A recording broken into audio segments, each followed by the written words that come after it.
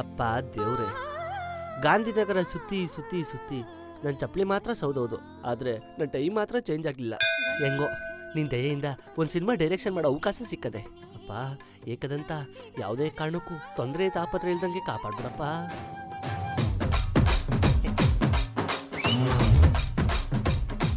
ಅಪ್ಪ ದೇವ್ರೆ, ಇಲ್ಲಿ ನೋಡಪ್ಪ, ಪ್ರೊಡ್ಯೂಸರು ಯಾವಾಗ ಯಾವ ಕತೆ ಕೇಳ್ತಾರೆ ಅಂದ್ಬಿಟ್ಟು ಕಣ್ಣೀರಿಡೋ ಕತೆಯಿಂದ ರಕ್ತ ಸುರಿಸೋ ಕತೆವರೆಗೂ ಮಾಡಿದ್ದೀನಿ.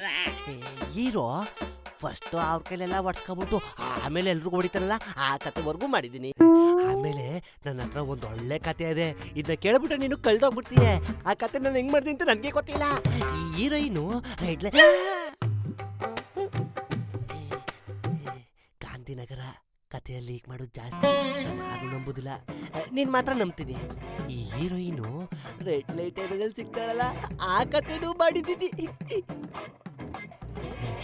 ದೇವ್ರೆ, ನನ್ನ ಪ್ರತಿಭೆನ ಬರೀ ಕಣ್ಣಲ್ಲೇ ಗುರುತಿಸಿ ನನಗೆ ಪ್ರೊಡ್ಯೂಸರ್ ಇಟ್ಕೊಟ್ಟಿರೋ ಆ ಪುಣ್ಯಾತ್ಮನ ಚೆನ್ನಾಗಿಟ್ಟಿರಪ್ಪ. ನಿಂದೆಯೇ ಅವನ ಮೇಲೆ ಯಾವಾಗಲೂ ಇರಲಿ.